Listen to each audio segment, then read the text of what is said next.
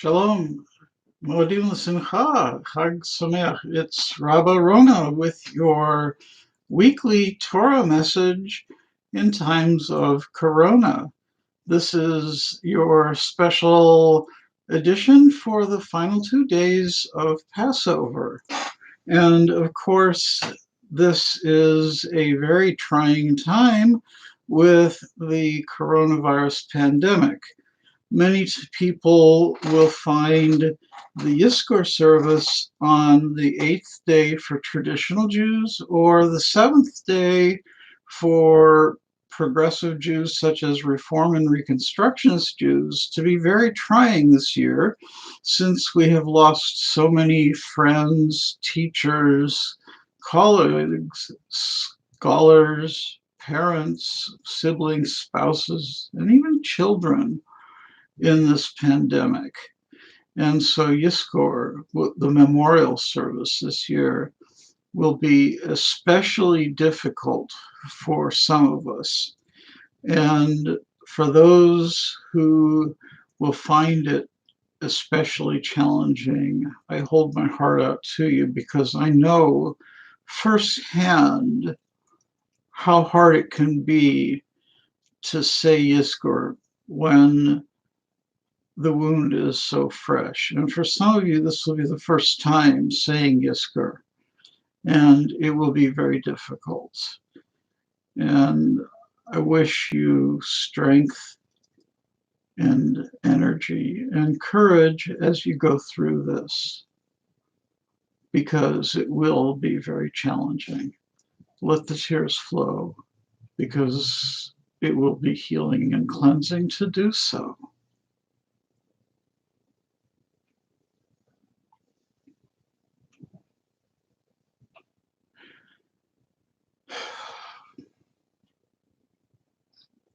As I mentioned before, Passover, being a springtime festival, has in it tones of the hint of messianic redemption.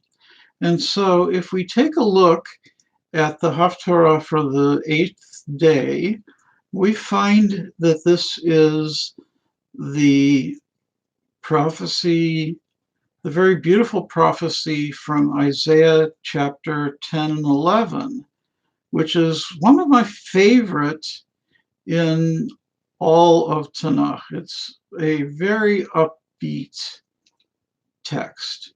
A wolf will dwell with a sheep, and a leopard will lie down with a kid, and a calf, a lion, and a fatling together with a young child leading them. A cow and a bear will graze, and their young will lie down together. And a lion will eat hay like a cattle. A suckling will play by the hole of a viper, and a newly weaned child will stretch his hand toward an adder's lair. And this is my favorite verse, and I keep this verse on my stender, my reading book stand on my desk. They will neither injure nor destroy in all of my sacred mount, for the earth will be as filled with knowledge of the Lord, of God, as the waters covering the sea. Isaiah 11:9. When people come to actually be filled with knowledge of God, they will stop destroying. And what's an interesting thing about this passage is the word destroy is written yashchit with a taf. In the ancient Hebrew language, there was no letter tet, among other things. And Rav Abraham Yitzchak Kook, the first chief Ashkenazic rabbi in Palestine at the beginning of the 20th century, pointed this out and noted that yashchit back then, when the Torah was written, meant both to destroy and to shecht animals, to slaughter. If you look at how it's written today, shechita, ritual slaughter, is written with the tet, And destruction is written with a Taf. But back then, in the Torah time, when it was actually written, there was only one T, the Taf. And so both destruction and ritual slaughter are written with a Taf. And so this prophecy meant that in the Messianic times, we would be vegetarian. And so, with the exception of Shabbat, which is a holier time, Rav Kook was a vegetarian 6 days a week. And in our practice, we tend to emulate that very much in our lives as well. And of course, people who are environmentally conscious are very, very well aware of the fact that meat consumption is extremely devastating to the planet. Factory farmed cows produce methane, which is much more dangerous to the atmosphere than is carbon dioxide, because it has a much higher percentage of carbon by weight than carbon dioxide does. And of course, the way animals are treated in factory farms is horrible. And there are so many chemicals used and so many drugs and so many other issues. So we should all try to eat fewer farmed animals and animal products. And at the same time, factory farmed vegetables are no great messiah either. So locally grown organic produce, not schlepped great distances across the country or across the world, but rather grown in our open gardens. That's the best way if you can do it. If you're not able to go to do it yourself, going to farm markets if you can. Of course, right now with the COVID crisis, that's maybe not so easy either. But just doing the best you can to be environmentally conscious. Now,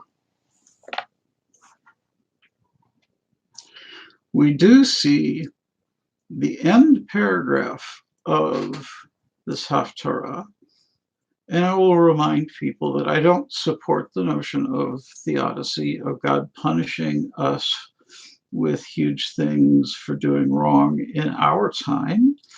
But in the time of the prophets, it was written differently. And remember that we have to read the Torah in the lens of the time it was written. We see in this Haftarah that it says, you, in other words, Israelites, will say on that day, in the time of the Messianic redemption, I will thank you, Hashem. Oh, excuse me. For you, Hashem, were angry with me, but you removed your wrath and comforted me.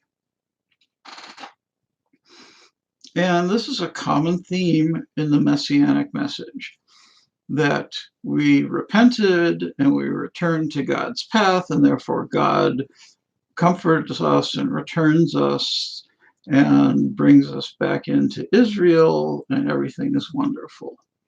Now, is that the way it's really going to happen? Who knows? We don't know what things will really look like in the Messianic era, if there is a Messianic era, but we do know this. We can do better, so let's do better.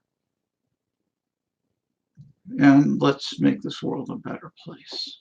We can all be better people, and we can all do better things for the planet. May you have a wonderful last 2 days of Pesach, and may we speedily see this pandemic come to an end. Good Joseph.